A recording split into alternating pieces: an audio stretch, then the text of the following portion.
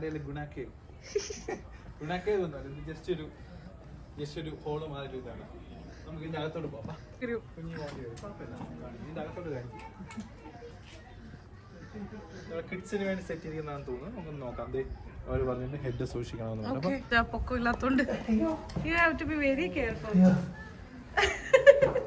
Camera കൊണ്ട് ഇതിന്റെ അകത്ത് വരണേ. ഈ കേവിന്റെ അകത്ത് വീട്ടിന് മേളിലൊരു സാധനം കണ്ട വരണം. മാളും കയറി വരികയാണ്.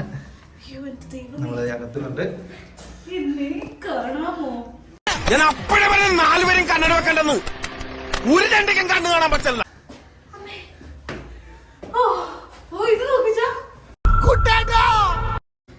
എസ്കേപ്പ് ചെയ്യാൻ പറ്റും. വൃത്തിയില്ല, കാണാം. ഇതാണ് നമ്മുടെ എക്സിറ്റ്. എക്സിറ്റ് ചെയ്തോ. നമ്മൾ എക്സിറ്റ് ചെയ്യണം.